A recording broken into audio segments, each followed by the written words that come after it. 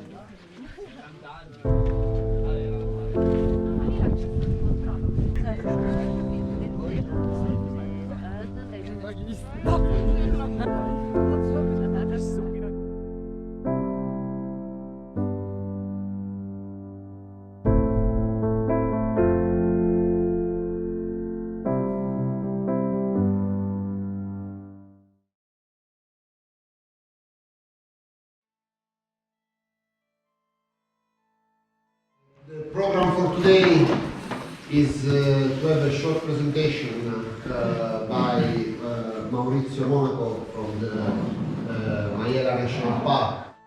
Welcome you, I'm also welcoming you in the Maiella National Park in Caramanico. Maiella National Park is still a young park. It turned 25 years old of age just a few months ago.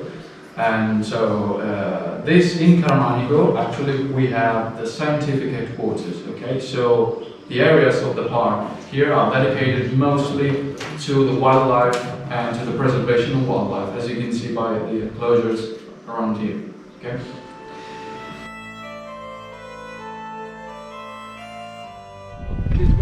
These places, these pastures were also used for agricultural purposes. So even if we are at 1,220 meters, as you can see, even above of us, there were people trying to, make some crops out of these really steep sides of the mountain. And we are using just very old paths. And so the Maiella National Park decided to base most of its network of paths on these really old tracks. And here, for example, we are at the beginning of the B3 paths. So every path here, except for the thematic paths, are indicated with a number and a letter. So this is the B3. And for example, the B2 ends right here, where you can see an opening on this fence, okay, on this wooden fence. So the B3 will lead us to the Barrasso refuge. You can see also a part of the official hiking map.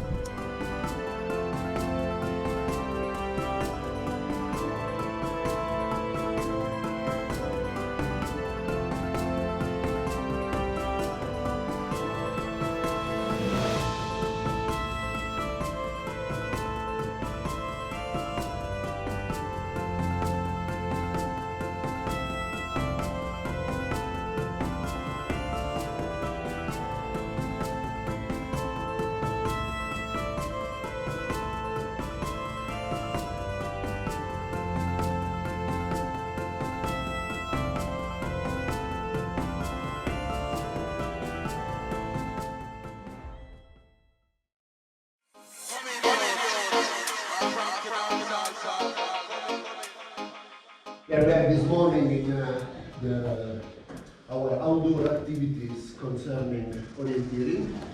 It is a special discipline, and we have here two guests, two friends, Gianfranco and Aldo. So the sport is consisting to find all the lamps that have been put in the nature in the less time possible. Timing. For instance, today we will play with the team of 2 persons, and each team will leave after 3 minutes from the previous one. So we will fix a departure time, and then the first team will start at that time, then after 3 minutes the other one, after the 3 minutes the other one, and so on. So this a perfect sport is called orienteering. Okay. And if you want to do this sport, you need to use a map like this. Oh, great! And you need to orientate yourself with a compass or without compass. Oh, great! And then you need to run. Today we will use the method of the QR codes. Then, when you will find the lamp, and if you think that is the correct lamp, with your mobile, taking the app open, you scan the QR code. You scan and go. With information based on that map, which, as you can see, there is no information at all. So first of all, I need to orientate myself where I am on the map. This is about orienteering, you know. It's about finding your way in the city and these kind of things, you know. Go! Yeah, go!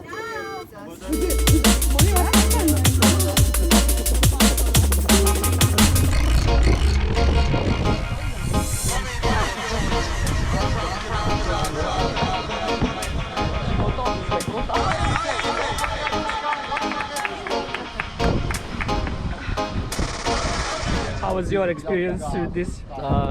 My experience was good. Yeah. And we ran a little bit, but it's hard to orientate in the map. Yeah. But we managed to do it. Orienteering, yes. It was nice, it was nice. We discovered the city. Speak in French, please.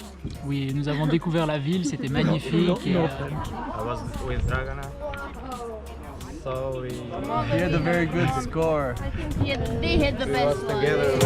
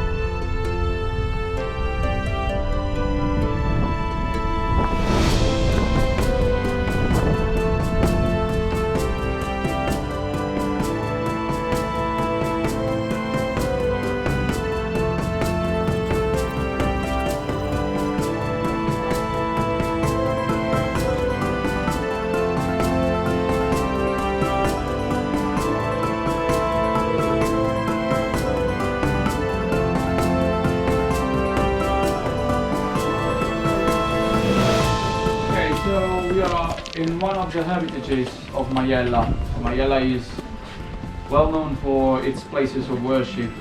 Francesco Petrarca, who was a really famous and important poet of the Italian history, said that this was the Domus Christi, so the house of Christ, of God.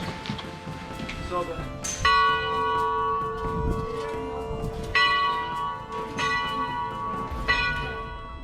religious people in general used to come to get isolated, to get away from crowded places, crowded city. So they were seeking for contemplation, prayer, sacrifice, and generally for God. This way they just wanted to get closer to nature, because nature was considered the best expression of the divine. Okay, so in Majella especially we had this friar, Pietro. His name was Pietro, and he was born in Molise, which is a little region that borders with Abruzzo on the south.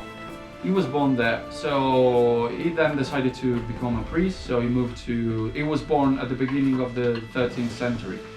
So he decided to move to Rome to become a priest, of course, in 1240. And then he discovered this place, Abruzzo, and its mountains, especially Majella. And he found plenty of natural caves, like this one. And in most of these caves, he already found some little constructions, some little shelters, okay? So in most of the cases, he just renewed and restored these old hermitages. So this one, we have no idea if this one was already existent at the time, or if he built it. But he came here and dwelled here for a very long period. So he came here first in 1270.